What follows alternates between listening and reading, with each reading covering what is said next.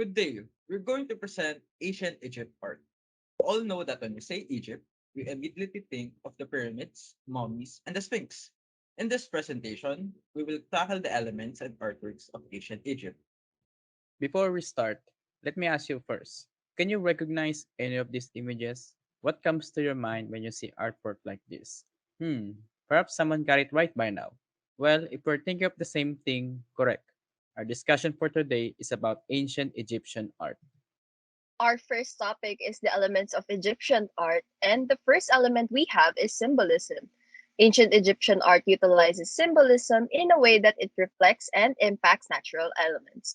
For instance, the pharaoh's regalia or accessories that we can see on the screen now is the symbolism of the pharaoh's authority and power. Secondly, the hierarchical scale. Yep, this pyramid on your screens. This divides the society of ancient Egypt into a hierarchy according to their occupations and social obligations. The ranks of each social class are depicted in the social pyramid according to its importance. The third element we have is faience. Ancient Egypt often used this for jewelry, scarabs, and figurines, also known as glaze composition. A sintered quartz ceramic with surface vitrification, reflecting an aesthetic and manner of use of decorative accessories. Oh, what's this yellow thing now? A pigment. What's that? Pigments come from minerals that are grounded and mixed with plant or animal-based glue. Pigments are used in artworks to add effect and color, such as yellow, pink, or gray. Wow, will this give us three wishes? Sadly, it isn't. This is a jar made up of glass, which is used as a container of perfume and other liquids to be placed in tombs. Also, a material called statite was used to carve vases, amulets, and representation of gods and animals. Is that pot talking to me? Oh, it's only symbols. I was scared for a bit there. Pottery is made of clay, sometimes covered with enamel. In tombs, it is used to represent organs of the body removed during embalming, engraved with the legends of the deceased. Mm-hmm. That's great. So, since we started on the topic of art elements, how can it be complete without the artworks themselves? So, first off, a battle.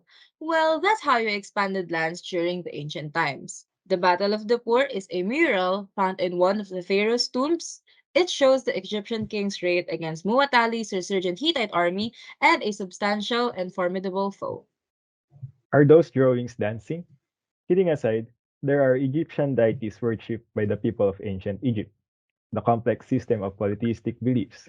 The entire civilization was filled with various faiths, each with its gods, rites, beliefs, and a large follower.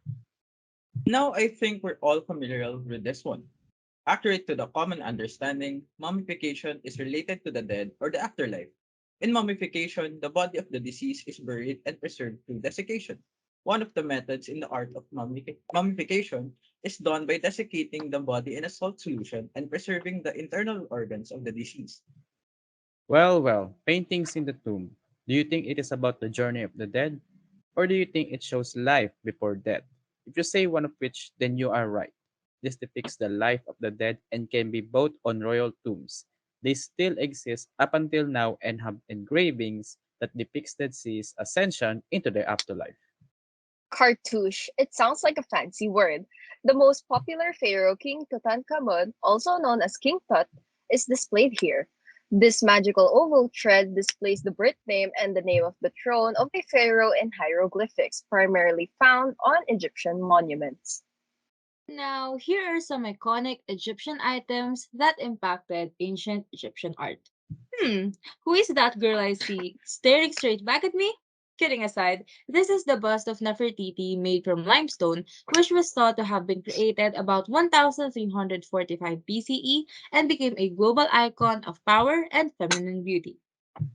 Queen Nefertari's clothing was highlighted in a white sheet dress in her tomb in Luxor. The most famous garment ancient Egyptian women wore was a long sheet-like garment held by two straps behind the neck and embellished with added features like feathers, sequins, and lastly, the jewelries. Well, let's move on to the history of ancient Egyptian art. Starting from the early dynastic period, the normal palette that we see now. Cool, right? It recognizes the unification of Upper and Lower Egypt. Now going to the Old Kingdom is the great pyramids of Giza, the Sphinx, intricate tombs, and temple murals. Unlike the Old Kingdom being a uniform art period, the first intermediate period is full of chaos. The development and transition have lost control, affecting the country's art. So sad. But hey, light shone during the Middle Kingdom, where Egypt crafts became sophisticated. The jewelry from this art period, superb quality. For the third intermediate period, resources have become a challenge, but quality work was still produced. Egyptian and Greek art came through and created the statue of the god Serapis. Egyptian art influenced the Europeans, and the modern day art of Egypt became more liberated. People responded to social issues through graffitis, and some traditions are still there. Now, did you know that there are different factors that influence Egyptian art? The first is cultural. For instance, the gods of Egypt played a big part in the Egyptian religion. Another factor is a political one. Quick trivia, the famous expedition of Ramesses expanded the territory rule of Egypt from Nile Delta to the deserts. Imagine having that much impact. Phew, that was quick. Okay, lastly, is the social factor. We all know that ancient Egypt has a fairly tight social structure. The majority of people shared their parents' social class. The possibilities of rising to a higher class were low. Their lives were very different. And the further up the social ladder, the better their lives were. Wow, we've said too much and we still have something to say. After researching ancient Egyptian art, the presenters have comprehended the many beauties of this art period. For instance, the crafts from Egypt have reached other cultures too, and contributed not just to their own, but to other cultures' art history as well. How nice is that, right? Whew, we are so close to concluding. Can you believe it?